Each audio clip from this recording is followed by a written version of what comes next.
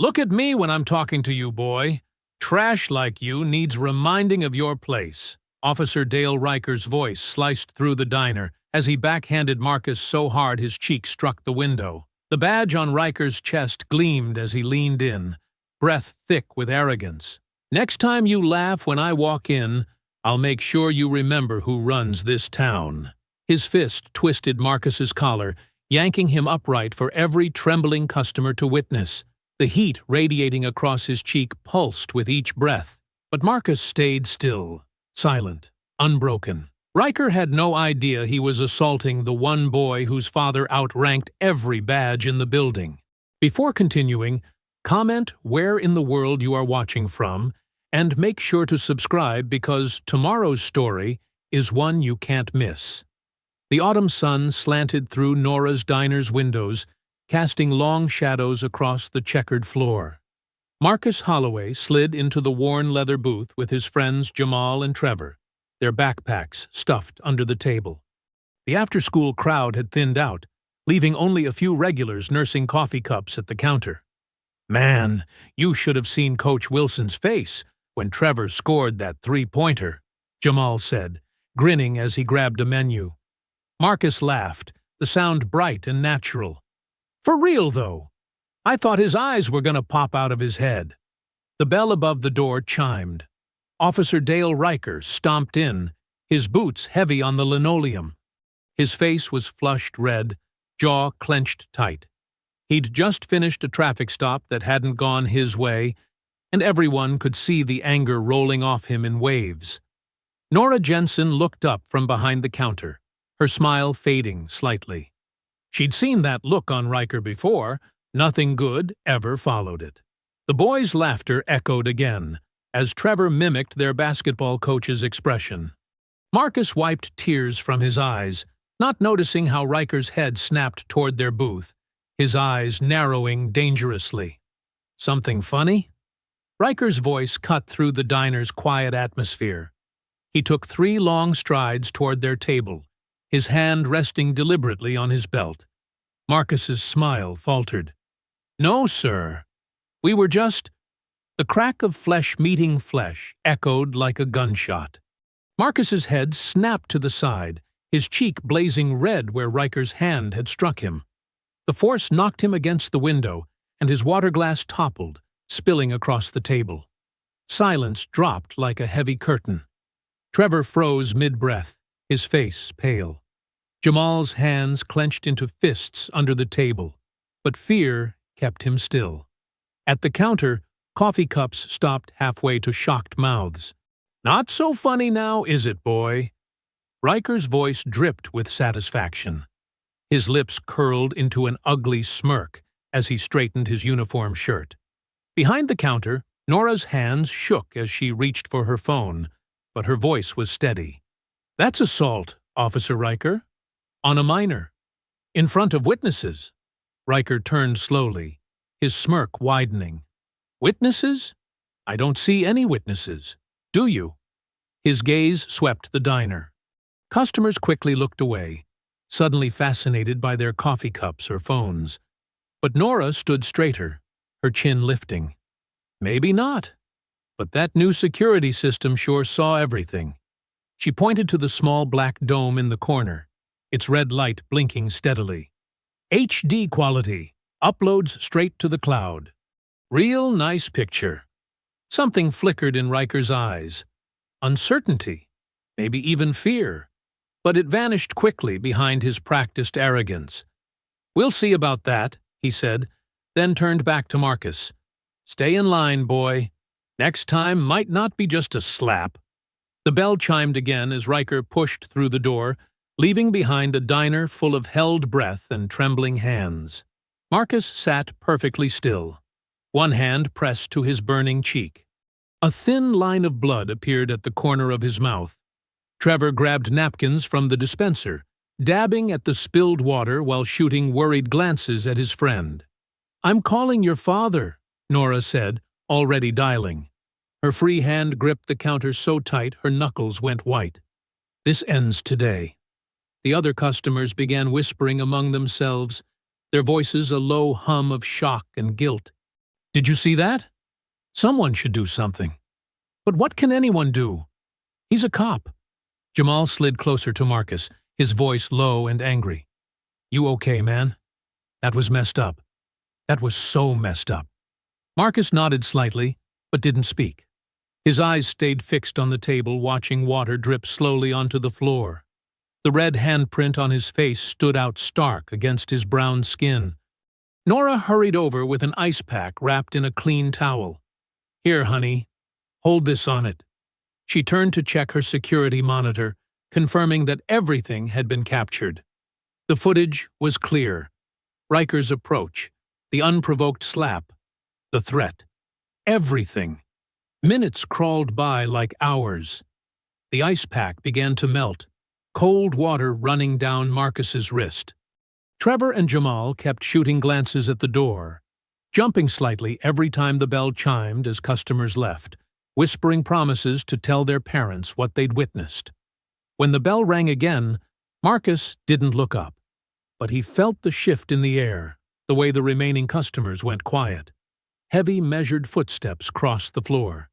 Isaiah Holloway stood in the entrance, his FBI badge glinting on his belt under his open jacket. His face was completely still, unreadable, but his eyes took in everything. The ice pack his son held to his face, the spilled water, the way Marcus's friends pressed close on either side of him protectively. He moved forward with the careful precision of a man holding himself in rigid control. Each step measured, each breath even. Only someone who knew him well would recognize the tension in his shoulders, the slight tightening around his eyes that betrayed the fury building beneath his calm exterior. Marcus finally looked up as his father's shadow fell across the table, their eyes meeting in a moment of shared pain and uncertainty. The diner held its breath, waiting to see what would happen next.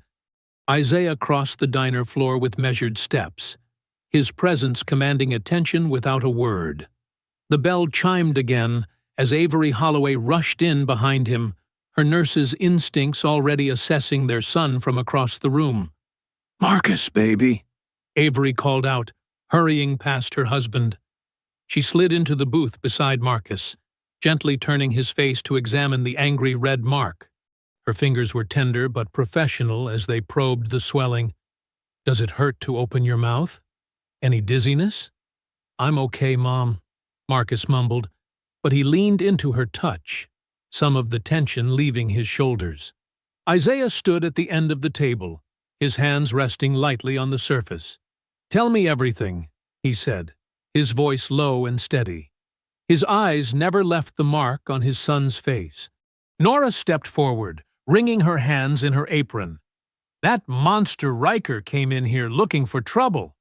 The boys were just laughing about basketball practice, and he—" She took a deep breath, steadying herself. "He walked right up and slapped Marcus. No warning, no reason, just hit a child in my diner. He said we were being funny," Marcus added, his voice barely above a whisper. "We weren't even talking about him. We were just laughing about Coach Wilson at practice." And then, his voice cracked slightly. Avery's arm tightened around his shoulders. Jamal nodded vigorously. "It's true, Mr. Holloway. We were just talking about basketball. Officer Riker came in already mad about something. But I got it all on camera," Nora said firmly, pointing to the security dome. "Clear as day. Installed it last month after some vandalism. Records everything in HD. Uploads it all online, too." Isaiah's expression didn't change, but something flickered in his eyes. "I'd like to see that footage, Ms. Jensen." Before Nora could respond, the bell chimed again. 2 uniformed officers stepped inside, Officers Brady and Martinez. The remaining customers quickly gathered their things and hurried out, leaving only the Holloways, Marcus's friends, and Nora. "Evening, folks," Brady said, his fake cheerfulness filling the space. "We're here to do a routine technical check on all business security systems in the area. Mind if we take a look at yours, Miss Jensen?" Nora crossed her arms. Funny timing for a technical check. Never heard of such a thing before. Martinez stepped forward, his hand resting casually on his belt. New department policy. Just doing our job, ma'am. Well, I decline, Nora said firmly. My system's working just fine, and I know my rights. You need a warrant to access my private security setup. Brady's smile tightened. That's your choice, ma'am, but sometimes these old systems can be unreliable. Would hate for something to happen to your footage. If there's a technical problem we could have prevented. Isaiah turned slowly to face the officers, his movement deliberate. Are you threatening Ms. Jensen? Not at all, sir, Brady said smoothly. Just offering a friendly service. But we'll be back, with the proper paperwork. He nodded to Martinez, and they left, the bell's cheerful ring contrasting with the heavy atmosphere they left behind. Once they were gone, Isaiah pulled a chair to the booth. Marcus, look at me. When his son met his eyes, Isaiah continued, What happened to you today was wrong. It was criminal, and it will not go unpunished. But he's a cop, Marcus said, his voice small. They all protect each other. Not this time. Isaiah's tone was absolute. He turned to Nora. Ms. Jensen, could we speak privately for a moment? Nora nodded, leading him to the counter while Avery stayed with Marcus and his friends, talking softly to them. I need to tell you something, Isaiah said quietly. I'm a federal agent, FBI. I specialize in civil rights violations and corruption cases. He pulled out his badge, letting Nora examine it. Nora's eyes widened. You're FBI? All this time? Isaiah nodded. I keep it quiet for my family's safety. But I need you to know, I have the authority and the resources to handle this properly. If you're willing to help. Willing? Nora almost laughed. I've watched Riker and his friends bully this town for years. Nobody could stop them because nobody had the power to fight back. Her eyes gleamed. But you do, don't you? Yes, Isaiah said simply. Can you send me that footage now? Before anything happens to it? Nora hurried to her office, returning with her phone. I'm sending it to your email. I've got backups too, just in case. Been dealing with their kind long enough to know better. While they talked, Avery helped Marcus clean his face, her gentle hands checking for any signs of serious injury. Trevor and Jamal shared everything they could remember about the incident, their words tumbling over each other. We should get him home, Avery said when Isaiah returned to the table. He needs rest. Isaiah helped Marcus stand, noting how his son tried to hide his trembling. Ms. Jensen, thank you. We'll be in touch. Take care of that boy, Nora called after them. And Agent Holloway? Make them pay. The drive home was quiet. Marcus went straight to his room, Avery following with an ice pack and pain relievers.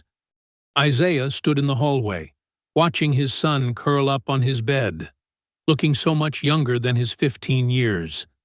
Later that night, while Marcus slept fitfully down the hall, Isaiah sat in his home office, watching the security footage for the 4th time. The slap echoed through his headphones, sharp, sudden, cruel. He paused the video on Riker's smirking face, studying every detail while his mind began mapping out the path ahead. Early morning sunlight streamed through the Holloway kitchen windows, painting warm rectangles across the granite countertops.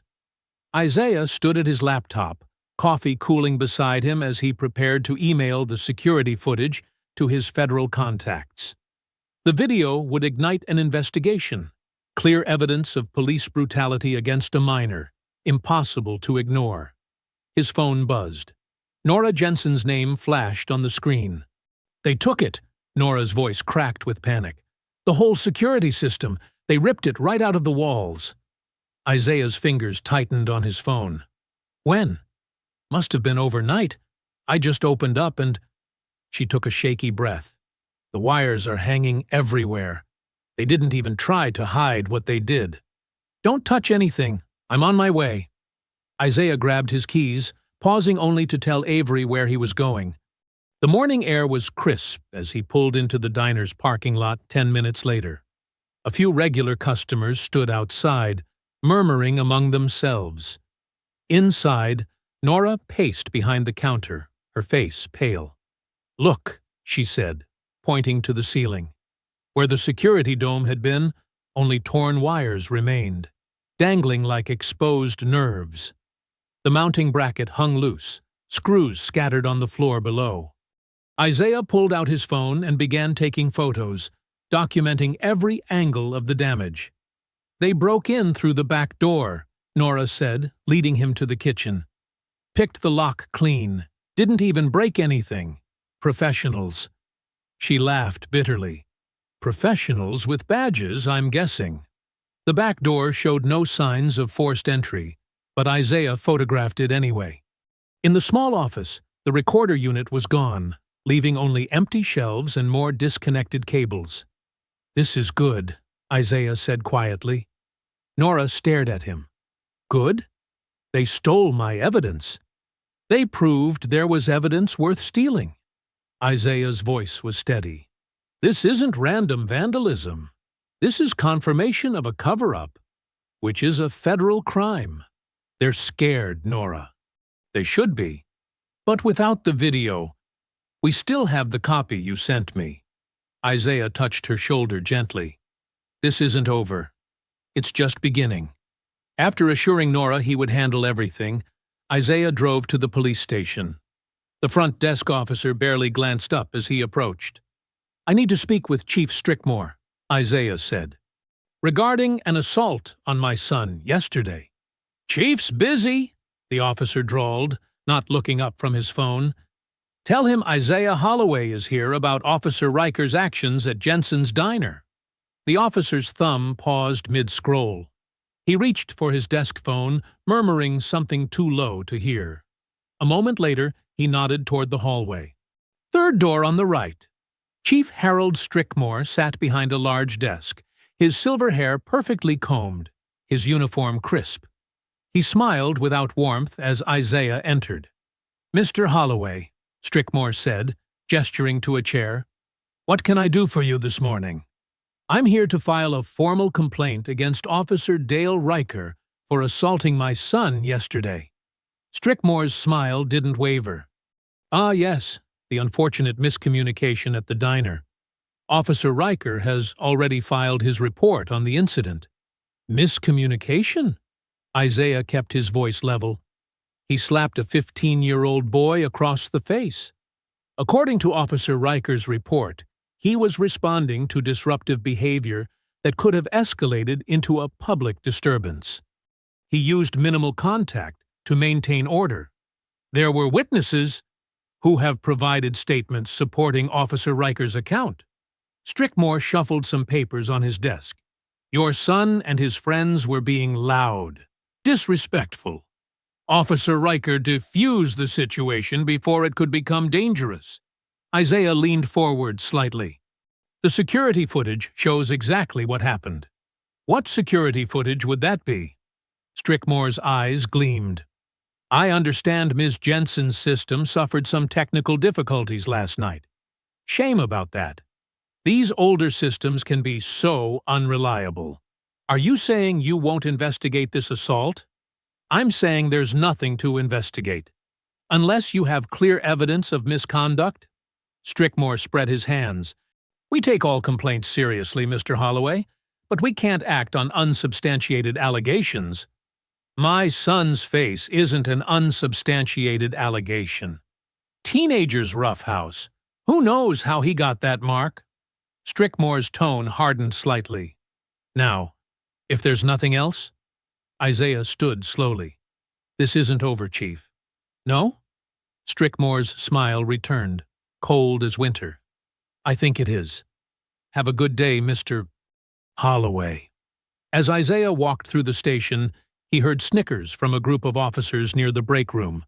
He caught fragments of their conversation, put the kid in his place, and showed them who's boss.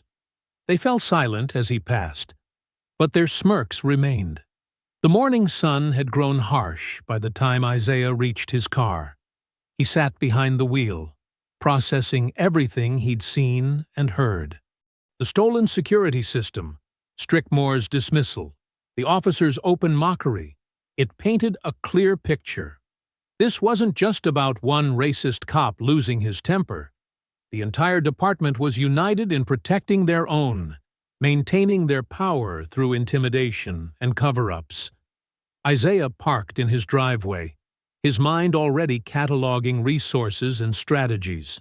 The local police had revealed themselves as a unified front of corruption. Taking down Riker wouldn't be enough. The whole system needed to be exposed and dismantled. The afternoon sun cast long shadows across the sidewalk as Marcus and his friends walked home from school. Their usual animated chatter had died down to nervous whispers ever since they'd spotted the police cruiser 2 blocks back, rolling along at a crawl behind them. "Just keep walking," whispered James, one of Marcus's friends. "Don't even look back." But Marcus couldn't help stealing a glance over his shoulder. Through the cruiser's windshield, he saw Officer Riker's face, hard and mean, eyes locked onto him. The officer's hands gripped the steering wheel so tight his knuckles showed white. Marcus's heart hammered in his chest. His face still stung where Riker had struck him yesterday, the memory making his stomach clench. He picked up his pace, and his friends matched it without a word. The cruiser maintained its distance, engine purring like a predator. When they reached the corner where James and their other friend Michael usually split off toward their street, both boys hesitated. "We can walk you all the way," Michael offered, his voice low. Marcus shook his head. "I'm only 2 blocks from home." "Go on." His friends reluctantly turned onto their street, leaving Marcus alone with the prowling police car behind him. His palms were sweaty around his backpack straps as he walked the final blocks, feeling Riker's eyes boring into his back the whole way. When Marcus finally reached his driveway, the cruiser rolled past slowly. Riker's face appeared in the side window, his expression promising that this wasn't over. Then he accelerated away, leaving Marcus trembling on his front step. Inside, Isaiah looked up from his laptop as Marcus burst through the door. One look at his son's face told him everything he needed to know. "Riker?" Isaiah asked quietly. Marcus nodded, dropping his backpack. "He followed us home. Didn't say anything, just watched." Isaiah crossed the room and put his hands on Marcus's shoulders. "That's what bullies do when they're scared. They try to intimidate people into silence. But we're not going to be silent." "I know," Marcus said, but his voice shook. "It's just, he has a badge and a gun, and everybody at the station backs him up." "Look at me," Isaiah said firmly. Marcus raised his eyes to meet his father's steady gaze. "He has a badge, but I have the law. Real law, not their twisted version. And I promise you, son, he's not going to win this." Marcus managed a small smile, drawing strength from his father's certainty. "Thanks, Dad."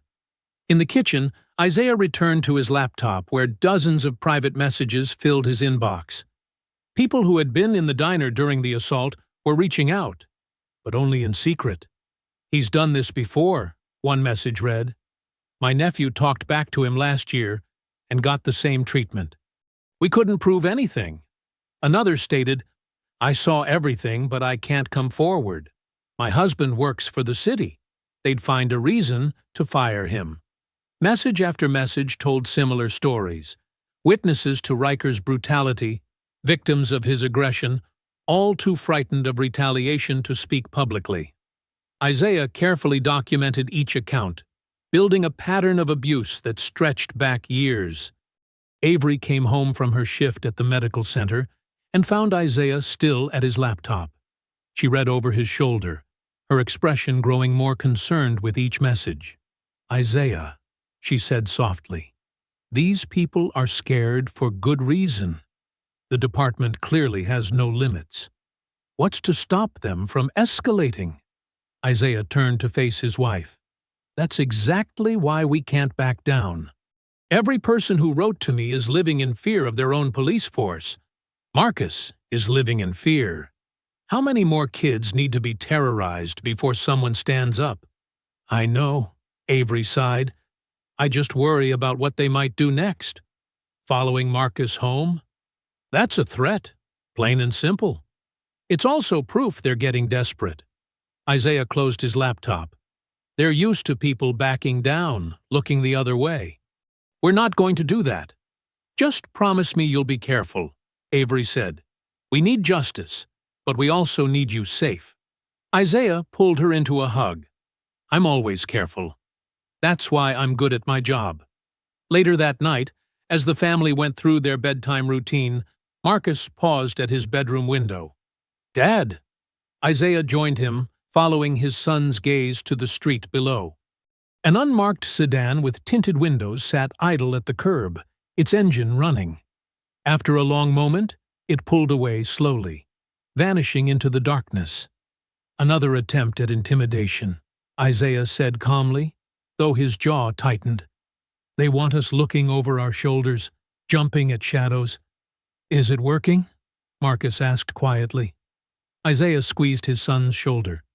No, it's just showing us how important this fight is. People who abuse their power count on fear to protect them, but fear only works if we let it. Marcus nodded, drawing himself up straighter. I'm not letting it. That's my boy. Isaiah pulled Marcus into a quick hug. Get some sleep. Tomorrow's another day, and we're not backing down. After Marcus was in bed, Isaiah stood at his own bedroom window, watching the empty street where the unmarked car had been. In the glass, he could see Avery's reflection as she got ready for bed, her movements betraying her tension. They're watching us, she said softly. Good, Isaiah replied. Let them watch. Let them see exactly what it looks like when someone stands up to their corruption. Because this is just the beginning. Isaiah sat in his home office as dawn broke, the soft light filtering through the blinds. Coffee grew cold beside his keyboard as he reviewed his case notes, spreadsheets, and witness statements from the diner incident. The pattern was clear. Local authorities would block every official channel. He leaned back in his chair, rubbing his tired eyes. 20 years of FBI work had taught him one thing. When the front door's locked, find another way in. The video evidence was gone, but that just meant he needed to build a different kind of case. His phone buzzed, a text from Mrs. Patterson, an elderly woman who'd been at the diner. Can we talk? Not at my house. Somewhere private. Isaiah replied, suggesting the library's study room. As he typed, another message arrived from a different neighbor. Then another. People wanted to talk, just not publicly. Avery appeared in the doorway, still in her nursing scrubs from the night shift. Have you slept at all? Couldn't, Isaiah said, showing her the messages. Too many people reaching out. This goes deeper than we thought. What do you mean? She sat on the edge of his desk, concern etching her features. Riker's been doing this for years, but it's not just him. There's a whole system protecting him. Isaiah pulled up a document. Look at this! Every complaint against him gets routed to Judge Matthews. Every single one. And Matthews dismisses them all for lack of evidence or insufficient cause. That's not coincidence, Avery said. No, it's not. And I bet if we dig deeper, we'll find connections between Matthews, the police brass, and local politicians. Isaiah stood, pacing the small office. This isn't just about what happened to Marcus anymore. It's about everyone who's been silenced. Isaiah, Avery's voice held a warning. Be careful. These people have power, and they're already watching us. Exactly why they need to be stopped. He showed her another message. Mrs. Patterson's grandson. Riker broke his arm during an arrest 2 years ago. Claimed the kid resisted. No witnesses came forward. Because they were scared? Because they knew nothing would change. Isaiah sat back down, his expression hardening. But something's different now. People are reaching out. They just need someone who can protect them while they tell their stories. Avery touched his shoulder. And that's you? That's the FBI. Once I have enough evidence of systematic corruption, this becomes a federal case. Local authorities can't stop that. He spent the next few hours meeting people in quiet corners of the library. Mrs. Patterson brought photos of her grandson's injuries. Mr. Rodriguez, a retired teacher, described watching Riker harass Hispanic students outside the high school. Each story built on the last, revealing a pattern of abuse protected by official indifference. Judge Matthews threw out my complaint without even reading it, Mrs. Patterson said, her hands trembling. Said I had no proof beyond my grandson's word. And the hospital records? Isaiah asked. Disappeared from the file, just like that security footage from the diner. Isaiah documented everything meticulously, building a timeline of similar incidents. The same judge, the same missing evidence, the same witnesses, too frightened to speak publicly. Back home, he created a secure digital folder, encrypting each testimony. Marcus passed by the office, pausing in the doorway. More people talking about Riker? He asked. Isaiah nodded. You're not alone, son. He's hurt a lot of people. But they're starting to find their voices. Because of what happened to me? Because it's time. Isaiah met his son's eyes. Sometimes it takes one incident to break the silence. But this isn't just about making him pay for hitting you. It's about making sure he can't hurt anyone else. Marcus considered this. The whole system's corrupt, isn't it? Parts of it are, deep parts. But systems can be changed if you know how to take them apart. And you do? Isaiah allowed himself a small smile. It's what I've trained for. Corruption thrives in darkness. We're going to shine a light so bright they can't hide anymore. Avery appeared behind Marcus, wrapping an arm around their son. Just remember what we're risking, she said to Isaiah. These people play dirty. I know. Isaiah turned back to his computer. That's why we have to be smarter, more patient. Build a case they can't bury or dismiss. He worked through the morning, mapping connections between incidents, identifying patterns in how complaints were handled. Every testimony added another piece to the puzzle, revealing not just individual acts of abuse, but a coordinated system of protection. By early afternoon, Isaiah had compiled enough preliminary evidence to justify a deeper investigation. Not just into Riker, but into Judge Matthews, the police leadership, and anyone else involved in maintaining their corrupt power structure. I'm heading out, he told Avery, gathering his files. Got a few more people to talk to. She caught his arm. Promise me you're being careful. Always am. He kissed her cheek. This is just the beginning. They think they can intimidate us into silence, but they don't understand what they're dealing with. And what's that? Someone who knows how to fight corruption from the inside out. He checked his phone, noting 3 more messages from community members wanting to talk. They've gotten away with this for years because nobody had the power to stop them. That changes now. Isaiah headed for the door, case files secure in his briefcase. The morning's work had confirmed what he suspected. This wasn't just about one bad officer or one corrupt judge. It was about dismantling an entire system built on intimidation and abuse of power. Isaiah stood in the late afternoon sun outside Walker's grocery, watching shoppers hurry past with their bags. Mrs. Jenkins approached cautiously, looking over her shoulder before stopping near him. Her gray hair was pulled back tightly, hands fidgeting with her purse strap. Thank you for meeting me, Isaiah said quietly. She nodded, eyes darting around the parking lot. I shouldn't be here, but after what happened to your boy... Her voice trembled. Take your time. Tell me what you've seen. Mrs. Jenkins drew a shaky breath. My daughter worked at the gas station on Pine Street. Riker would come in late at night when she was alone. Stand too close. Make comments. Follow her to her car sometimes. Isaiah took out his notebook, jotting details. When was this? Last summer. She quit after 2 months. Couldn't take it anymore. Mrs. Jenkins wrung her hands. We tried complaining to his supervisor. Next day, Riker shows up at our house.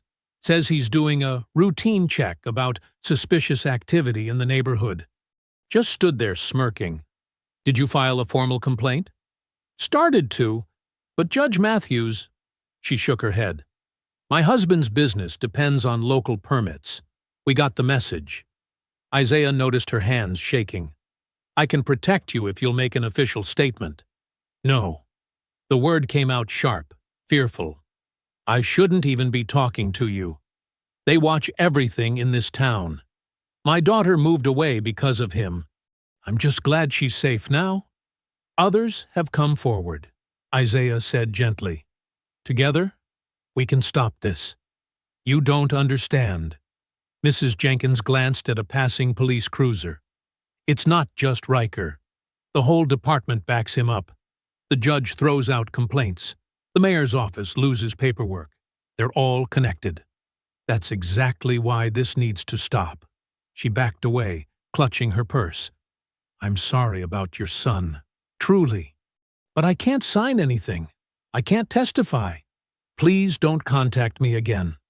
Isaiah watched her hurry to her car, shoulders hunched. The fear in this town was like a thick fog, choking people's voices. He'd seen it before in corruption cases. How power twisted itself into knots. How threats became whispers, became silence. Later that afternoon, he walked into the police station, another formal complaint form in hand. The desk sergeant barely looked up. Drop it in the box, he drawled, pointing to an overflowing basket.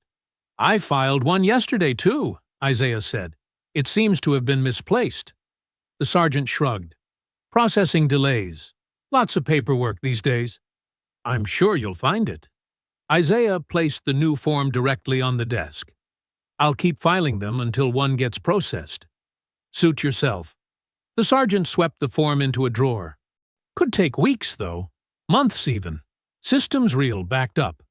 Isaiah recognized the game. Delay, obstruct, lose documents, wait for people to give up. But he wasn't most people. I'll check back tomorrow, he said pleasantly. And the next day, and the day after that. The sergeant's expression hardened. Might want to reconsider that. Persistent complaints can be frustrating for everyone involved. Isaiah held his gaze. Is that a threat, Sergeant? Just friendly advice. The sergeant turned away. Next in line. Driving home, Isaiah catalogued the day's interactions in his mind. The fearful witness, the obstructive sergeant, the implied threats, all pieces of the larger puzzle. He pulled into his driveway, noticing immediately the white paper taped to his front door. The message was typed. No signature. Drop it. Some things are better left alone. He was photographing the note when Marcus came home from basketball practice. What's that? His son asked, fear creeping into his voice. Isaiah quickly removed the paper. Nothing to worry about. Just some people who don't like questions being asked. Are we in danger? Marcus stood closer to his father. Maybe we should stop. Just let it go. No. Isaiah put his arm around Marcus's shoulders. That's exactly what they want. They think fear will protect them. But fear only works if we let it. Inside, he added the warning note to his growing file. The threatening message, Mrs. Jenkins's account, the sergeant's obstruction. Each incident strengthened the pattern of institutional corruption. But he needed more. Needed evidence that couldn't be buried or dismissed. Marcus lingered in the doorway of his office. What if they do something worse than notes? Then they'll prove exactly why they need to be stopped. Isaiah looked up from his work. I know you're scared, but running from bullies only makes them bolder. Trust me to handle this. I do trust you. Marcus hesitated. But everyone else is scared too. Mrs. Patterson stopped talking to me at church. Mr. Rodriguez crossed the street when he saw me coming. Fear is contagious, Isaiah said. But so is courage. One person stands up, then another, then another. That's how change happens. He spent the next hour updating his case files, cross-referencing dates and names. The warning note joined dozens of other documented incidents of intimidation. The pattern was clear, but he needed something concrete, evidence that couldn't be lost or explained away. His phone buzzed. Unknown number. The message was brief. "We need to talk." "I can help." Isaiah parked his unmarked car behind the abandoned Gas and Go on Miller Road, headlights off. The setting sun cast long shadows across the cracked pavement, painting the empty lot in shades of orange and gray. He checked his mirrors.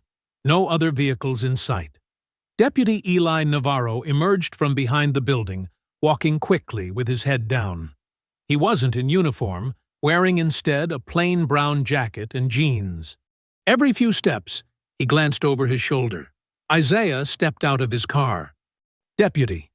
"Agent Holloway." Eli's voice was barely above a whisper. He stayed close to the building's shadow. "Thanks for coming alone. You said you could help." Eli ran a hand through his hair, shifting his weight from foot to foot. "What I'm about to tell you, what I'm about to share, it could end my career. Or worse. I understand the risks," Isaiah said, "and I can protect you." A bitter laugh escaped Eli's lips. "Like you protected your son? No offense, sir, but you don't know what you're dealing with here. This goes deep. Really deep. Then help me understand." Eli looked around again before continuing. "It's not just Riker. He's just the enforcer, the visible face. The whole department runs on corruption. Has for years. Explain. Evidence disappears. Reports get rewritten. Complaints vanish." Eli's words came faster now, like he'd been holding them back for years. That dash cam footage showing excessive force, technical malfunction, witness statements about harassment, lost in processing, drug money seized during raids, never makes it to evidence. Isaiah took out his notebook. "How long have you known?" "Since my first year. I tried speaking up once, early on." Eli pulled up his sleeve, revealing a faded scar. 2 days later, I got jumped in the parking lot. 3 guys in masks. Said next time they'd do worse. "The diner footage," Isaiah said. "What really happened?" Eli glanced at the darkening sky. "Riker and Sergeant Mills went in that night, disabled the system, took the drive. Standard procedure when we need evidence gone. But..." He reached into his jacket pocket, hands trembling slightly. "But? I'm the one who handles digital uploads. Before they grabbed the drive, I copied everything to a secure cloud account, then downloaded it here." He held up a small flash drive. "Every angle, clear as day, shows exactly what Riker did to your son." Isaiah kept his voice steady. "Why are you showing me this now?" "Because I'm tired." Eli's shoulders sagged. "Tired of watching them hurt people. Tired of being part of it. Been waiting for someone with real authority to take them down. Someone they can't touch. No one's untouchable, Deputy. They think they are. The chief, the judge, the mayor's office. They're all connected. Cover each other's tracks. Share the profits." Eli held out the drive. "But this they can't bury. Not if it comes from a federal agent." Isaiah took the drive carefully. "I'll need you to testify." "No." Eli backed away. "I gave you the evidence. That's all I can do. If they find out I leaked anything..." His voice cracked. "I've got a family too. We can protect you. Witness protection." "You don't get it." Eli's eyes were wide with fear. "They have people everywhere.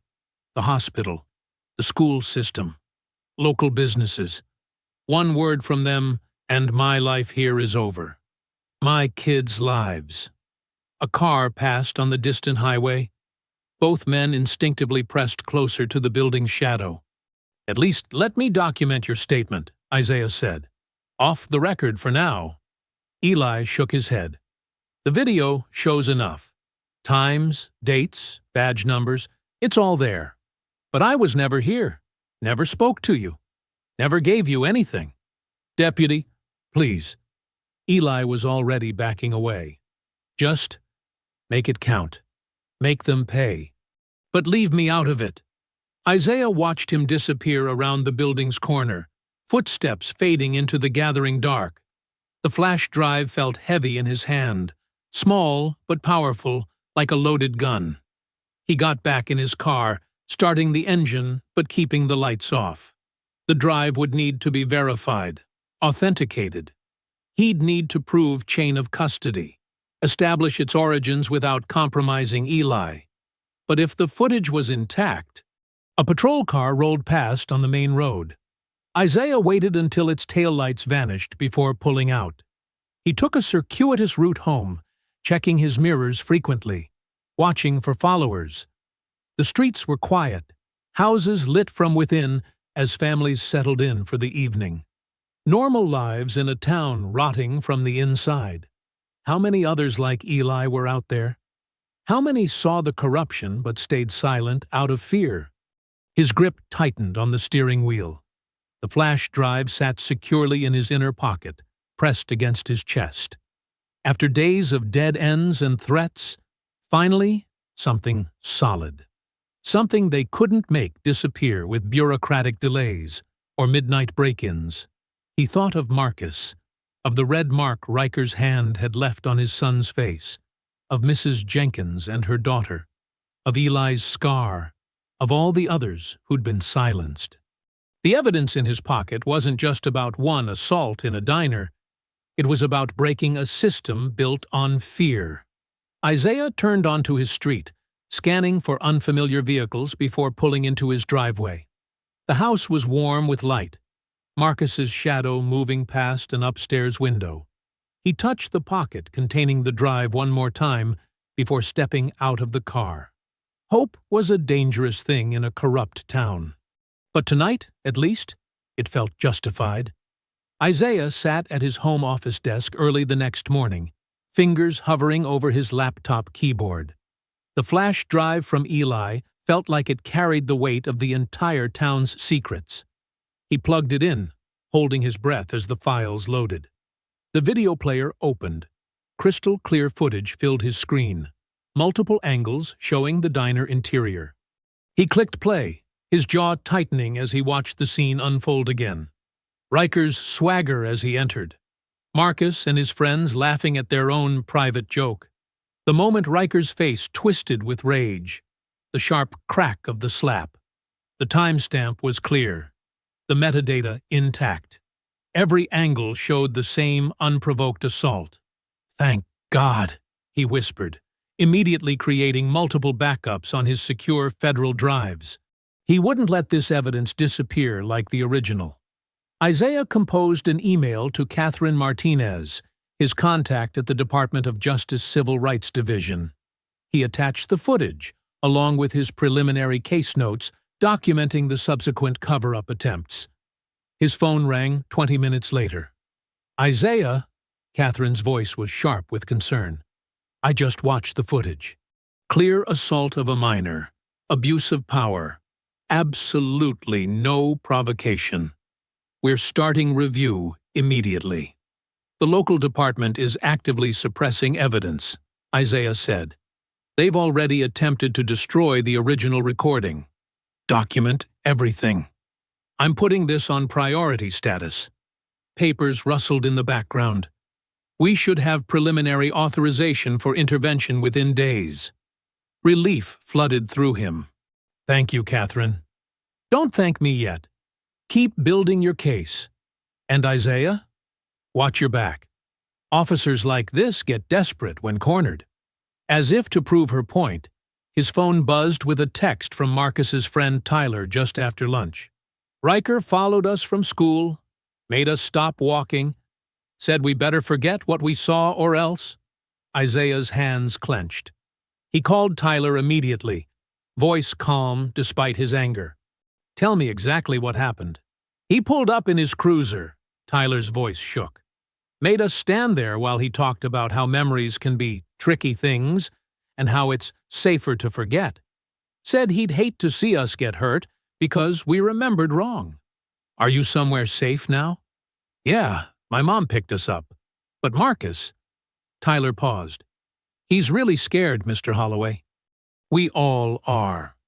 Isaiah assured Tyler he was doing the right thing by reporting it, then called Nora at the diner. She answered in a whisper. "They're here again," she said. "Two officers doing another routine inspection. Third time this week. They're going through my permits, making threats about violations." "Document everything," Isaiah told her. "Take photos, if you can do it safely. We're building a pattern." He spent the afternoon in his office, digging through public records. Department expense reports showed irregularities, equipment purchases that never arrived, maintenance fees for vehicles that didn't exist, overtime pay for shifts that couldn't be verified. He created a spreadsheet tracking every questionable transaction. Avery found him still working when she got home from her shift at the clinic. She set a cup of coffee on his desk. "Marcus is upstairs," she said softly. "He barely touched his dinner. Said he keeps seeing Riker's car everywhere he goes." Isaiah rubbed his eyes. "How is he?" "Trying to be brave." "But he's 15, Isaiah. He shouldn't have to be brave just to walk to school." She squeezed his shoulder. "Tell me there's good news." "The DOJ is reviewing the case. The video evidence is strong." He showed her his financial spreadsheet. "And this could prove systematic corruption, missing funds, false reports, possible kickbacks." "Be careful," she said. "The more you find, the more dangerous they become." "I know." He covered her hand with his. "But we can't back down now, not just for Marcus, but for everyone they've hurt." "I know." She kissed his forehead. "Just remember, they're not above anything. These men have built their careers on intimidation." His phone rang again. Catherine from the DOJ. "Isaiah, the review board just finished their preliminary assessment. This is exactly the kind of case we've been waiting for. Clear evidence, multiple violations, signs of systemic abuse. We're drafting intervention paperwork now. Timeline. Days, not weeks. We'll need witness statements, your financial records, everything you've gathered." "But Isaiah?" Her voice softened. "This looks promising. Really promising." He thanked her and hung up, letting out a long breath. Upstairs, he could hear Marcus moving around his room, probably trying to finish homework, while looking over his shoulder. Outside, darkness was falling on their quiet street, where any passing headlights could belong to those sworn to protect, or those bent on intimidation. Isaiah turned back to his computer, adding another suspicious payment to his spreadsheet. The evidence was mounting. The wheels of justice were finally turning. But until final authorization came through, his family remained vulnerable. He would have to be methodical, thorough, and above all, careful. He thought of Eli, risking everything to share that footage. Of Nora, standing firm despite repeated harassment. Of Marcus, trying to stay strong while looking over his shoulder. They were all counting on him to build an airtight case. The cursor blinked on his screen, waiting for the next entry. Outside, a car drove past slowly, its headlights sweeping across his office wall. Isaiah kept working, documenting every abuse of power, every financial irregularity, every attempt at intimidation. The truth was coming together, piece by damning piece. Sunlight streamed through the kitchen windows as Isaiah gathered his family for breakfast. Marcus sat picking at his toast, while Avery poured coffee. The tension that had gripped their home for days felt slightly lighter this morning. "I have some good news," Isaiah said, watching his son's face. The Department of Justice is reviewing our case. They've seen the video evidence. Marcus looked up, hope flickering in his eyes. Really? They believe us? They do. Isaiah reached across the table to squeeze his hand. Catherine, my contact there, says it's exactly the kind of case they're looking for. Clear evidence of abuse of power. Multiple violations. What happens next? Avery asked, sitting down with her coffee. They're drafting intervention paperwork now. Once that's approved, they'll launch a formal investigation. Isaiah smiled at Marcus. That means Riker and everyone who helped cover this up will face real consequences. How long? Marcus's voice was quiet, but steady. Days, according to Catherine. They're fast-tracking it. Isaiah pulled out his phone, showing them an email. See? They're already requesting all my documentation. Witness statements, financial records, everything I've gathered. For the first time in days, Marcus's shoulders relaxed slightly. So they can't just make it disappear anymore? No, son.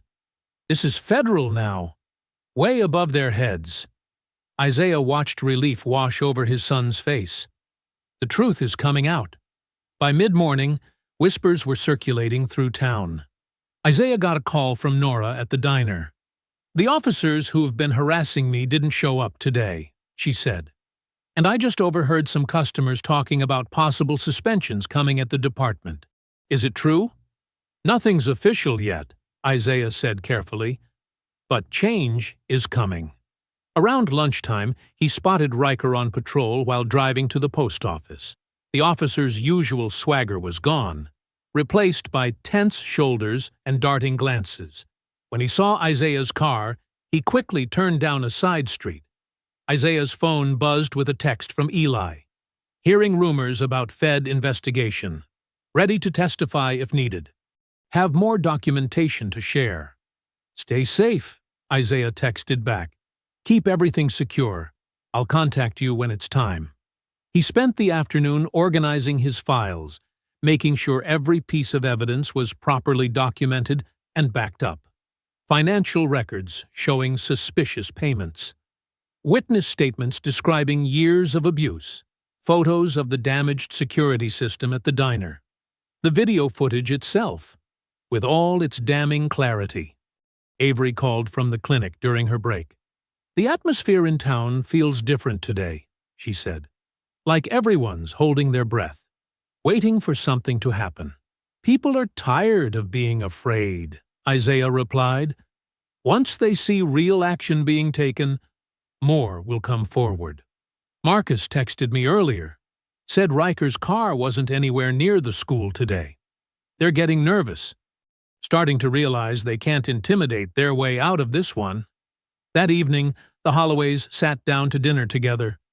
The constant tension of the past weeks had eased, replaced by cautious optimism. Marcus even smiled when Avery asked about his history test. I actually could focus today, he said, reaching for seconds of pasta. Didn't keep looking over my shoulder. Things are going to get better, Isaiah promised. The truth always comes out eventually. Sometimes it just needs a little help. They lingered at the table longer than usual, sharing stories and small jokes. The weight of fear that had pressed down on them felt lighter. Even the street outside seemed less threatening. The passing cars, just cars again, not potential threats. After dinner, Marcus worked on homework at the kitchen table instead of hiding in his room. Avery hummed while loading the dishwasher. Isaiah reviewed his files one more time, making sure everything was ready for formal submission. Dad? Marcus looked up from his textbook. Thank you for not letting them get away with it. Isaiah met his son's eyes, seeing not just relief there, but pride. No one has the right to hurt you, Marcus. Not ever. And especially not someone sworn to protect and serve. I know. But a lot of kids don't have dads who can fight back like this. That's why we keep fighting, Isaiah said. Not just for you, but for everyone who's been silenced. The peaceful evening stretched on. Avery made hot chocolate. They watched a movie together, Marcus actually laughing at the funny parts instead of staring anxiously out the window. It felt like their first normal family night in weeks. Just before midnight, after Marcus had gone up to bed, Isaiah's phone lit up with a message. His stomach dropped as he read it. Eli's been attacked. He's at Memorial Hospital. Critical condition. The brief moment of peace shattered like glass. The hospital's fluorescent lights cast harsh shadows as Isaiah hurried through the empty corridors just before sunrise. His footsteps echoed against the linoleum floors, each step carrying the weight of growing dread.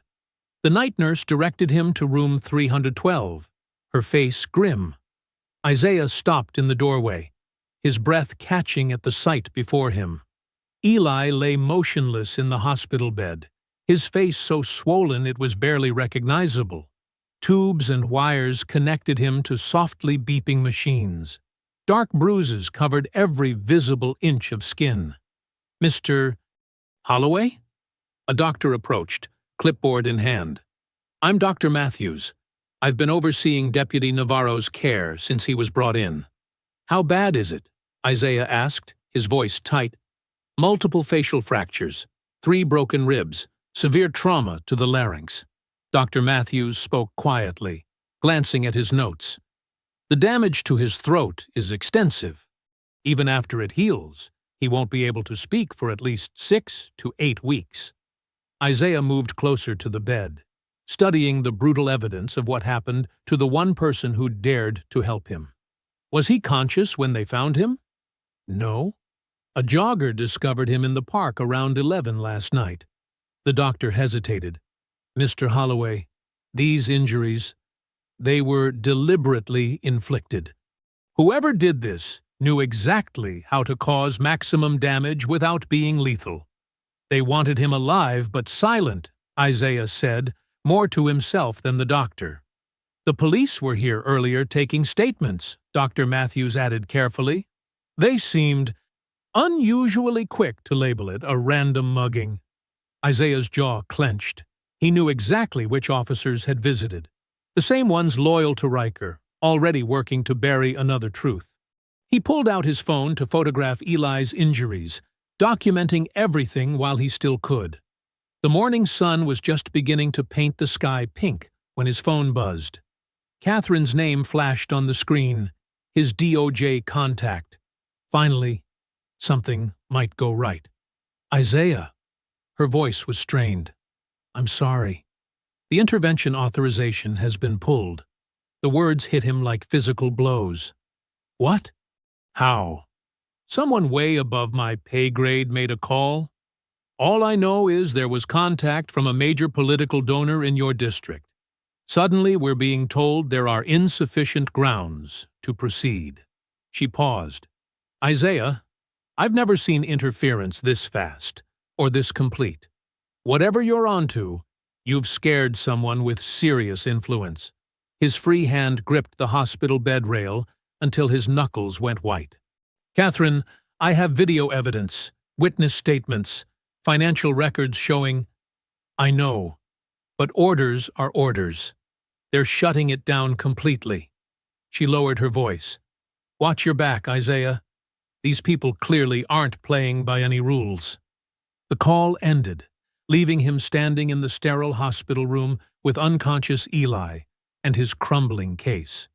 On instinct, he pulled out his secure tablet to check the video file, the foundation everything else was built on. Error message. File corrupted. Isaiah tried again, his fingers moving faster. Another error. He launched his recovery software, but the damage was too extensive. Someone had gotten to the file before Eli passed it to him, implanting corruption that would trigger once it was copied. The footage was gone.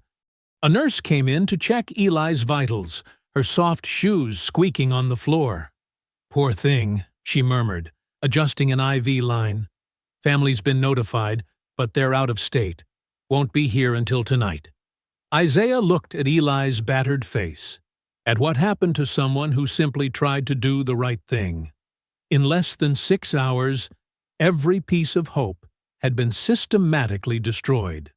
The video was gone. Federal intervention blocked. His key witness would be unable to speak for weeks. And hovering over it all was the shadow of whoever had enough power to make the Justice Department back down with a single phone call. He walked numbly through the hospital's sliding doors into the pale morning light.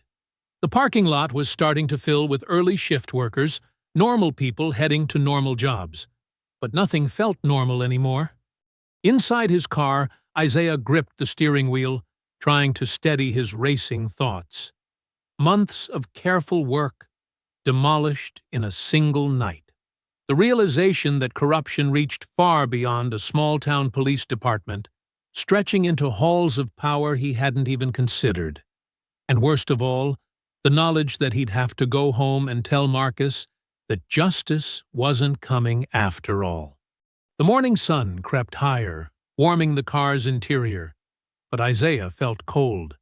In his mind, he saw Marcus's face from just hours ago, finally showing hope again. Heard his son's words, "Thank you for not letting them get away with it." Except they had gotten away with it. They'd won using the same tactics they always used: violence, intimidation, and the power of money to silence truth. The system hadn't failed. It had worked exactly as designed, protecting those at the top while crushing anyone who challenged them. Through the windshield, Isaiah watched hospital staff changing shifts. A young nurse helped an elderly patient into a wheelchair. A maintenance worker emptied outdoor trash bins. The ordinary world kept turning while his had just imploded. His phone buzzed again. Avery, probably wondering where he was. But he couldn't face her yet. Couldn't find the words to explain how thoroughly they'd been beaten. How he'd not only failed to get justice for Marcus, but his efforts had gotten Eli brutally attacked. Isaiah sat motionless in his car, the weight of defeat pressing down on him like a physical thing. Every path forward seemed blocked, every piece of evidence destroyed or suppressed, every witness silenced or scared away. The morning light grew stronger, but inside his car, shadows seemed to be winning. Isaiah's car pulled into the driveway just as the sun broke over the horizon, painting the sky in shades of orange and pink that felt mockingly cheerful. His feet dragged as he walked to the front door, his shoulders heavy with the weight of everything that had collapsed overnight. Avery was waiting in the kitchen, 2 untouched cups of coffee on the counter. Her eyes searched his face, reading the defeat there before he could speak. How bad? Everything. Isaiah sank into a chair. Eli's in the hospital, beaten half to death. The video's gone. The DOJ backed off after some donor made a call. He pressed his palms against his eyes. It's all gone, Avery. Every single piece we had. Footsteps on the stairs made them both look up. Marcus stood in the doorway, still in his pajamas, dark circles under his eyes, suggesting another sleepless night. Dad? Marcus's voice was small. What happened? Isaiah opened his mouth to answer, but Marcus continued, the words tumbling out. Is it true? What everyone at school says? That they always get away with it? That there's no real justice for people like us? The question hit Isaiah like a physical blow. He saw the despair in his son's eyes, the crumbling of something fundamental.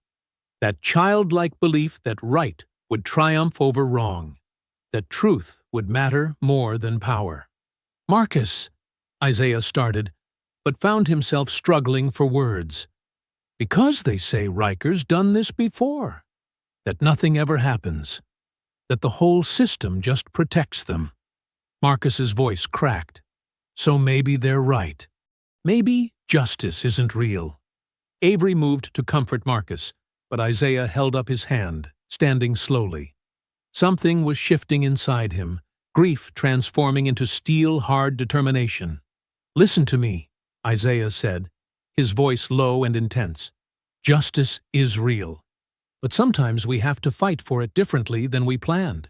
He walked to his son, placing both hands on his shoulders. The system they built, their system, it failed us. But that's not the only way to get justice. I've spent 20 years learning how these networks operate, how corruption protects itself, and I'm done playing by their rules." "What does that mean?" Marcus asked. "It means we switch tactics." Isaiah's mind was already racing, pulling up old contacts, access points, investigative tools he hadn't used in years. "They think they've destroyed our evidence? Fine. We'll find different evidence. They have power through money and influence? Then we'll follow that money until we expose every dirty connection." Avery watched him carefully. "Isaiah, I know." He met her worried gaze. "But I won't let them win. Not this time." He went to his home office, powered up his secure laptop, and began pulling financial records. Years of experience had taught him that corruption always left a trail. In bank transfers, property records, tax documents. He started with Riker's department, examining budget allocations and expense reports. Hours passed. Marcus left for school, though Isaiah barely registered it. Avery brought him fresh coffee, hovering briefly before heading to her shift at the clinic. The morning sun tracked across his office window as he dug deeper. Patterns emerged, irregular payments, equipment purchases that didn't match inventory, training expenses for programs that didn't exist. But it was bigger than just department-level corruption. The numbers led to shell companies, which led to property holdings, which led to a name that kept appearing: James Whitman. Isaiah sat back, rubbing his tired eyes. Whitman was one of the wealthiest men in the county, a real estate developer who'd donated millions to local politicians. His name carried weight in every circle of power. More digging revealed a web of connections. Whitman's companies had been awarded countless municipal contracts without competitive bidding. His developments received instant approval, while others languished. And every time accusations of misconduct surfaced against the police department, a large donation from one of his shell companies would appear in campaign funds or police charity accounts. Isaiah pulled up Whitman's photo, a silver-haired man with an expensive smile, the kind who collected influence like others collected art, the kind who could make a phone call and shut down a federal investigation. The pieces locked into place. Whitman wasn't just connected to the corruption, he was its architect. His money bought protection for officers like Riker, who in turn enforced Whitman's interests through intimidation and violence. The police department wasn't just corrupt, it was essentially a private security force for Whitman's empire. Isaiah began documenting everything, creating backups on secure servers. Each transaction, each connection, each abuse of power carefully noted and cross-referenced. The sun was high overhead now, but he barely noticed, too focused on mapping the network that had seemed untouchable just hours ago. The front door opened and closed, Avery coming home for lunch. She appeared in his office doorway, concern etched on her face. "Have you moved at all since I left?" Isaiah looked up from his screen, where another suspicious payment had just revealed itself. "I found it, Avery. The whole structure. Every piece of it." He gestured at his monitors. "Whitman's been running this town like a private fiefdom, using the police as his enforcers. The assault on Marcus, the cover-up, Eli's beating. It's all part of the same system." Avery studied the financial records displayed on his screens, her expression torn between fear of what this might cost their family and pride in her husband's refusal to back down. "The question is," she said softly, "what are you going to do with it?" Isaiah looked at the evidence he'd gathered. Proof of years of systematic corruption and abuse of power, all leading back to one man who thought himself untouchable. His jaw set with determination as he began organizing the files into categories: financial crimes, civil rights violations, abuse of authority. Isaiah packed his laptop and specialized equipment into an unmarked backpack. He couldn't risk working from home anymore, not with the surveillance he'd spotted. 2 different unmarked cars had circled their street since dawn.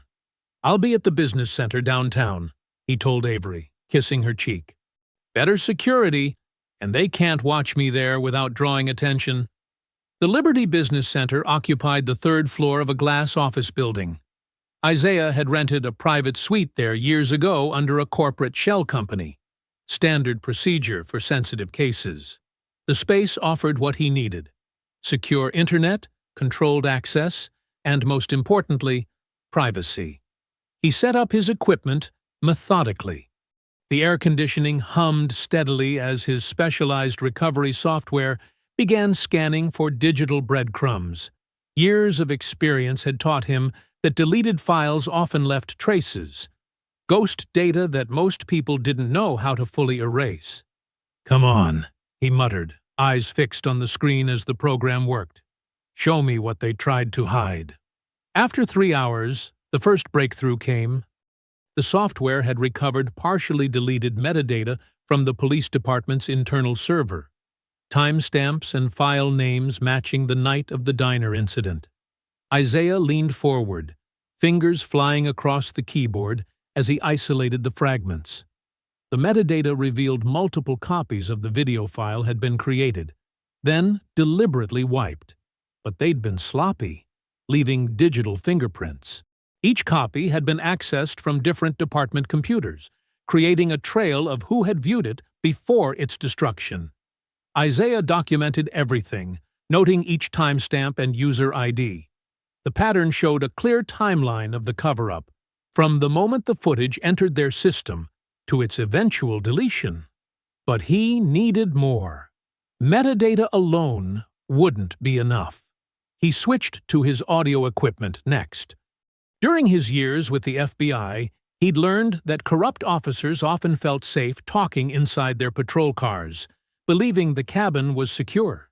They didn't know about the new generation of directional microphones that could pick up conversations through vehicle walls. Isaiah had borrowed one such device from the Bureau's technical division before taking leave. He'd planted it near the police parking lot 2 days ago, disguised as part of a maintenance worker's equipment. Now, he downloaded the recordings, running them through filtering software to clean up the audio. Most of it was useless: routine radio chatter, personal calls, music. But then he heard it. "Got that security footage dealt with," a voice said.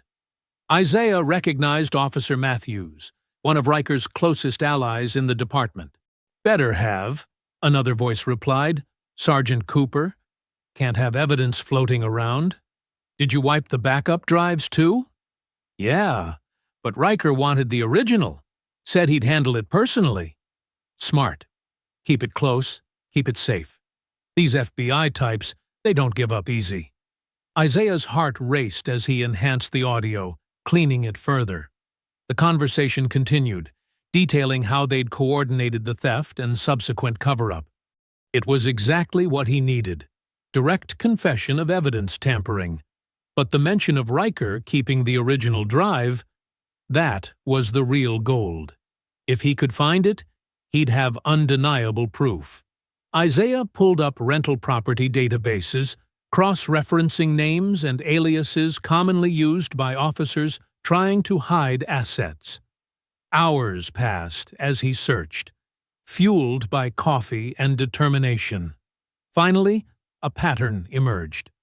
A storage unit had been rented the day after the diner incident under the name Dale Richards, close enough to Dale Riker to be memorable, but different enough to seem unrelated. The payment traced back to a prepaid card purchased with cash, but the rental application included a phone number that matched one of Riker's burner phones. "Got you," Isaiah whispered. The storage facility was on the edge of town. Safe and sound storage, a place with minimal security and no cameras, perfect for hiding evidence. Isaiah drove there in an unmarked bureau car, parking where he could observe the entrance. He waited until early afternoon when the facility was quietest. The lock on Unit 217 was high quality, but no match for his specialized tools. Inside, cardboard boxes lined metal shelves, a convincing show of normal storage. But Isaiah knew better. He examined each box methodically until he found one that felt too heavy for its size. Inside, wrapped in bubble wrap and anti-static bags, was the diner's original security drive. His hands were steady as he photographed everything in place, documenting the chain of custody. He carefully packed the drive into a specialized evidence container designed to prevent tampering. Standard FBI issue for sensitive electronic evidence. Each piece now formed an unbreakable chain.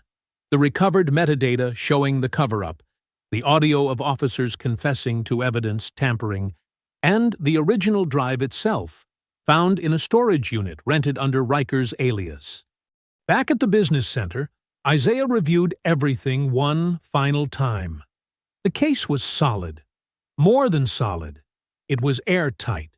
The kind that federal prosecutors dreamed about, with clear evidence of civil rights violations, obstruction of justice, and conspiracy.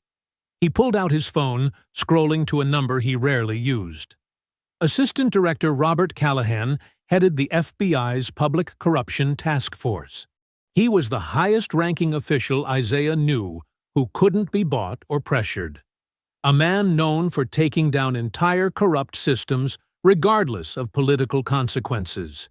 Isaiah boarded the 7:15 a.m. train, his evidence container secured in a reinforced briefcase handcuffed to his wrist. The rhythmic clatter of wheels on rails matched his heartbeat as urban sprawl gave way to rolling countryside. He'd made this journey countless times during his career, but never with stakes this personal. The familiar weight of his FBI credentials rested in his jacket pocket. For 2 hours, he reviewed his presentation mentally, arranging and rearranging the sequence for maximum impact. Every piece had to flow naturally into the next, building an irrefutable case that even the most skeptical official couldn't ignore.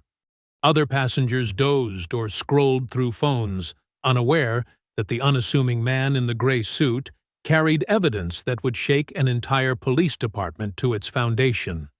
Isaiah thought of Marcus at home, probably sitting at the kitchen table with Avery, both of them waiting for news. He'd left before dawn, kissing them goodbye with quiet determination. "Whatever happens," Avery had whispered, holding him tight, "we're proud of you." The train arrived at Union Station at 9:22 a.m. Isaiah navigated the morning crowd with practiced ease, his stride purposeful as he headed for the exit. Outside, the federal building rose against the sky, its limestone facade gleaming in the morning sun. Security recognized him immediately. He'd worked dozens of cases here before.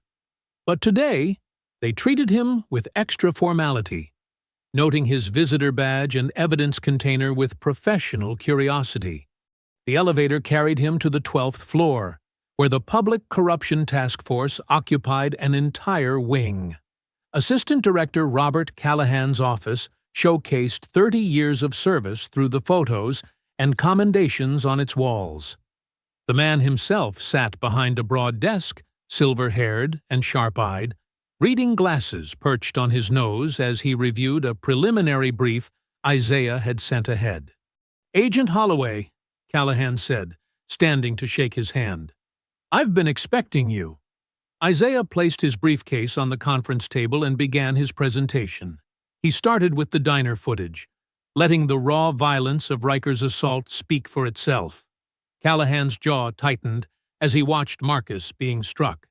"The initial incident was just the beginning," Isaiah explained, moving to the financial records. "Here's where it gets interesting."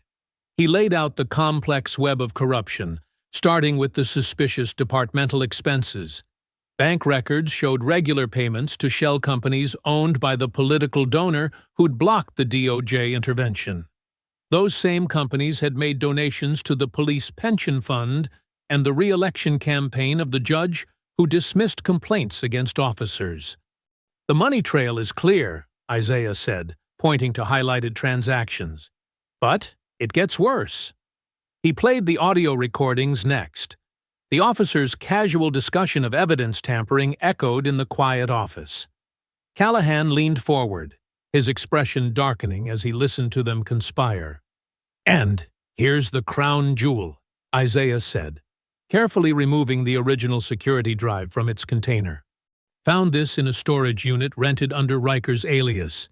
Chain of custody is fully documented, and the drive's metadata proves it's the original from the diner. Callahan examined each piece of evidence methodically, asking precise questions that Isaiah answered with confidence. 2 hours passed as they dissected every detail. Finally, Callahan removed his glasses and pinched the bridge of his nose. "This isn't just about one assault anymore, is it?" "No, sir," Isaiah replied. "It's about a systemic abuse of power that's terrorized an entire community. The assault on my son was just the match that lit the fuse." Callahan nodded slowly. "We've had suspicions about that department for years, but could never get solid evidence. You've handed me everything we need for a full RICO case." He reached for his phone. "I'm authorizing emergency intervention. We'll move at dawn tomorrow." Relief washed through Isaiah, but he kept his expression neutral. "What's the operational plan?" "Full tactical team, supported by state police we've vetted. We'll take the station first, secure all records before they can be destroyed. Simultaneous arrests of key players at their homes." Callahan's eyes hardened. "Including your friend, Officer Riker." For the next hour, they refined details. Isaiah provided shift schedules, building layouts, and names of officers likely to resist. Each point was methodically documented and incorporated into the operation plan. The return train felt faster somehow. Isaiah watched the landscape blur past, imagining the machinery of federal justice grinding into motion behind him. Teams would be assembling, warrants being prepared, tactical plans finalized. By this time tomorrow, everything would be different. He found Avery and Marcus in the kitchen, just as he'd pictured. They looked up expectantly as he entered. The hope in their eyes made his throat tight. "It's happening," he said simply. "Tomorrow morning." Marcus hugged him fiercely, and Avery squeezed his hand. They ate dinner together, trying to maintain normal conversation despite the electricity in the air. None of them mentioned the operation directly, as if speaking about it might somehow jinx it. That night, Isaiah lay awake, listening to the quiet house. Somewhere across town, federal agents were already arriving, checking into hotels under assumed names. Tactical teams would be testing equipment, reviewing floor plans, preparing for dawn.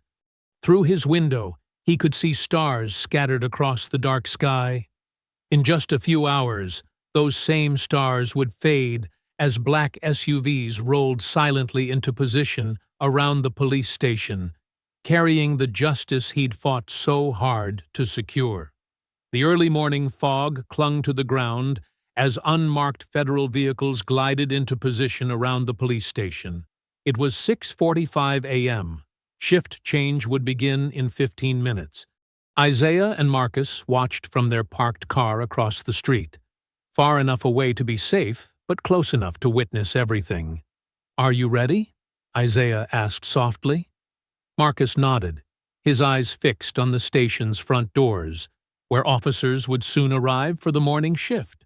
Through his earpiece, Isaiah heard the tactical team leader's steady voice. "All units in position. Execute on my mark." The first officers began arriving for their shift, walking casually toward the building. Some carried coffee cups, others chatted with colleagues. None noticed the subtle movements in the shadows around them. "Execute." Black-clad figures emerged simultaneously from multiple directions. FBI agents in tactical gear rushed forward with military precision. Local officers froze, coffee cups dropping, forgotten to the pavement. "FBI! Everyone on the ground! Hands where we can see them!" The shock on their faces was absolute. Officers who'd believed themselves untouchable suddenly found themselves face down on the wet concrete, being zip-tied by federal agents. Through the station's glass doors, Isaiah could see the chaos erupting inside. Night shift officers scrambled to react, but found every exit covered by tactical teams. The FBI's operation was a masterwork of timing and coordination. Then came the moment Isaiah had waited months to see. Officer Dale Riker pulled into the parking lot in his patrol car, right on schedule for his shift. He stepped out, already sneering at what he assumed was some kind of protest, until he saw the FBI tactical gear. "Dale Riker," an agent called out, weapon trained steadily. "Hands on your head." "Do it now!" Riker's face contorted with disbelief. He started to reach for his service weapon, but found himself surrounded by 4 agents with rifles aimed at his chest. "Don't," the lead agent warned. "You're already facing enough charges." The arrogance finally cracked. Riker slowly raised his hands, his face ashen as agents moved in to cuff him. The metallic click of handcuffs echoed across the suddenly silent parking lot. "Dale Riker, you're under arrest for civil rights violations, assault, conspiracy to obstruct justice, and participation in a criminal enterprise," the agent recited, loud enough for gathering onlookers to hear. "You have the right to remain silent." Marcus gripped Isaiah's arm. "They're really doing it." "Yes, they are," Isaiah said quietly. "Watch." Chief Harold Strickmore arrived next, his usual composure shattering as he took in the scene. 2 agents intercepted him before he could reach the building. "Chief Strickmore, federal agents. You're being placed on immediate suspension, pending criminal charges. Please surrender your weapon and badge." Strickmore's face reddened. "This is ridiculous. Do you know who I am?" "Yes, sir, we do. That's precisely why we're here." They efficiently disarmed him, removed his badge, and escorted him to a waiting vehicle. News vans began arriving, reporters spilling out with cameras rolling. The morning light strengthened, burning away the fog to reveal the full spectacle. Townspeople gathered on sidewalks, watching in stunned silence as more officers were led out in handcuffs. 2 senior sergeants known for enforcing Strickmore's corrupt policies were next, followed by the evidence room supervisor who'd helped destroy complaints. Each arrest drew gasps from the growing crowd. "I see, Mrs. Jensen," Marcus said suddenly, pointing to where Nora stood among the onlookers, hands pressed to her mouth as she watched Riker being loaded into a transport vehicle. Isaiah's phone buzzed, a message from Callahan. "Donors' accounts frozen. Judge suspended pending investigation. Full RICO indictments coming." The morning sun now illuminated the scene fully, symbolic of the light finally shining on years of darkness. Isaiah heard snippets of conversation from the crowd. "I can't believe it's really happening. All these years, and finally, someone actually stood up to them." Riker caught sight of Isaiah and Marcus as agents guided him toward a waiting vehicle. His face twisted with impotent rage, but he could only watch as his world crumbled around him. The heavy door slammed shut on his final glare. More townspeople arrived by the minute. Isaiah recognized faces from his investigation. Witnesses who'd been too afraid to speak, victims who'd been silenced, elderly residents who'd endured decades of abuse. They watched with a mixture of shock and vindication as justice finally arrived in their town. Television reporters were going live now, their voices carrying across the parking lot. In a stunning development this morning, federal agents have swept into River's Edge, arresting multiple police officers in what appears to be a major corruption investigation. Marcus turned to Isaiah, his eyes bright. "You really did it." "We did it," Isaiah corrected him. "Your courage started all of this." The crowd had noticed them now. Whispers spread as people recognized them, understanding flowing through the gathering like a wave. Nora Jensen broke away from the crowd, hurrying over to embrace them both. "Thank you," she whispered, tears in her eyes. "Thank you for not giving up." More community members approached, wanting to shake their hands or simply stand near them as they watched the proceedings. The fear that had gripped the town for so long was dissolving in the morning light. Reporters noticed the growing cluster of people around Isaiah and Marcus. Camera crews turned their way, rushing over with microphones extended. Isaiah pulled Marcus close, protective but proud, as the reporters called out questions about what it felt like to see justice finally served. A week later, late afternoon sunlight bathed the courthouse lawn, where hundreds of chairs had been arranged in neat rows. The space overflowed with townspeople, many standing along the edges because every seat was taken. American flags fluttered in the gentle breeze, and a podium stood ready on the temporary stage. Isaiah, Avery, and Marcus sat in the front row alongside Nora Jensen, whose diner had become a symbol of the community's awakening. Behind them, elderly residents who'd lived through decades of abuse dabbed at their eyes, finally seeing the change they'd waited so long for. The federal task force chief approached the podium, adjusting the microphone. Camera crews from national networks jostled for position as he began to speak. "Today marks a new chapter for River's Edge," he announced, his voice carrying across the hushed crowd. "Following our investigation, we are announcing formal charges against former Officer Dale Riker for civil rights violations, assault, conspiracy, and participation in a criminal enterprise." A murmur rippled through the audience. The chief continued. "Former Chief Harold Strickmore and 4 other officers face multiple counts of conspiracy, obstruction of justice, and racketeering. Additionally, local businessman James Warner faces federal charges for his role in corrupting the judicial process." Marcus sat straighter in his chair as the chief detailed the charges.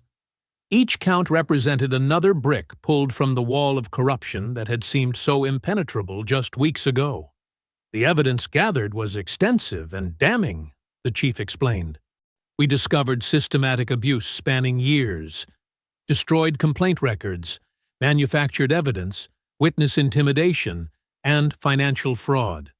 This case represents everything that damages trust between law enforcement and the communities they're sworn to protect." He paused, turning toward Isaiah. "But today isn't just about what was wrong. It's about one man who stood up and showed us what integrity looks like." Special Agent Isaiah Holloway could have handled this personally, could have sought private revenge. Instead, he chose justice. He meticulously built a case that exposed not just individual wrongdoing, but an entire system of corruption. Avery squeezed Isaiah's hand as the chief continued. "The FBI is promoting Agent Holloway to lead a new task force focused on civil rights violations and police corruption. He'll have his choice of assignment and expanded resources to continue this vital work." Applause erupted, lasting several minutes. When it finally quieted, the chief gestured to a local council member who approached the podium with a large ceremonial check.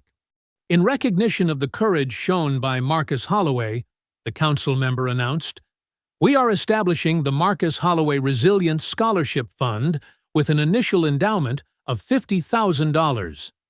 This annual scholarship will support young people who demonstrate moral courage in the face of injustice." Marcus blinked in surprise as people stood, applauding. Several of his classmates in the audience whooped and cheered. The council member wasn't finished. "Furthermore, we are designating Jensen's Diner as a historic site of civic courage. Mrs. Jensen's refusal to be intimidated, her installation of security cameras, and her immediate response to injustice helped spark this transformation." Nora wiped tears from her eyes as the crowd applauded again. Several elderly patrons who'd been coming to her diner for decades called out words of support. The mayor stepped up next, his usual political polish replaced by genuine emotion. "We failed our community for too long. We allowed fear and complacency to let corruption flourish. But today, we stand together to say, never again." He turned to face the Holloways directly. "Isaiah, Avery, Marcus, you showed us what real strength looks like. Not the false strength of bullies with badges, but the true strength of standing up for what's right, no matter the cost." In the audience, Marcus's friends from school beamed with pride. The elderly residents who'd shared their stories with Isaiah nodded in approval, decades of suppressed hope finally blooming on their faces. The task force chief returned to the podium. "We're implementing a complete restructuring of the police department. New leadership, new training, new accountability measures. But more importantly, we're seeing a community awakening to its own power." He gestured to the crowd. "Look around. A week ago, many of you were afraid to speak to your neighbors about what you'd witnessed. Today, you're standing together in the open, demanding better. That's what real change looks like." The mayor invited Isaiah, Avery, and Marcus to join him on stage. As they stood, the applause swelled again. Isaiah noticed faces in the crowd he recognized from his investigation. The witnesses who'd been too scared to speak, now standing proud. The shop owners who'd suffered harassment, now cheering openly. The retired teachers and coaches who'd watched generations of kids endure abuse, now wiping away tears of relief. Nora Jensen joined them on stage, and the mayor presented her with a plaque commemorating her diner's new historic status. She spoke briefly, her voice thick with emotion.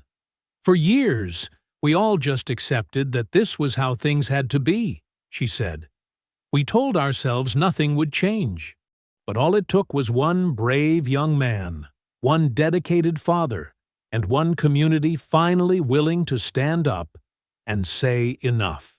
Marcus stepped to the microphone, something he'd insisted on doing despite his natural shyness. His voice was clear and strong.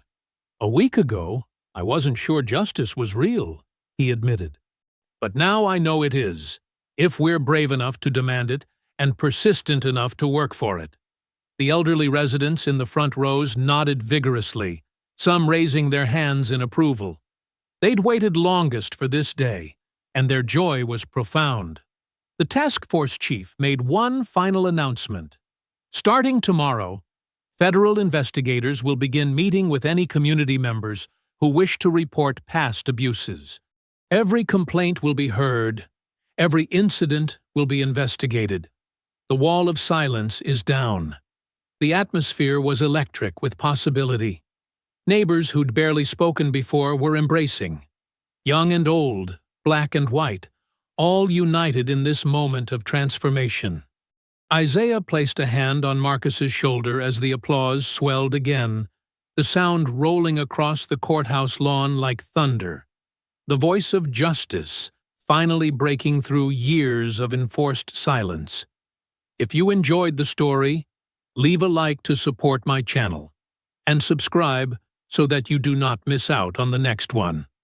On the screen, I have picked 2 special stories just for you. Have a wonderful day.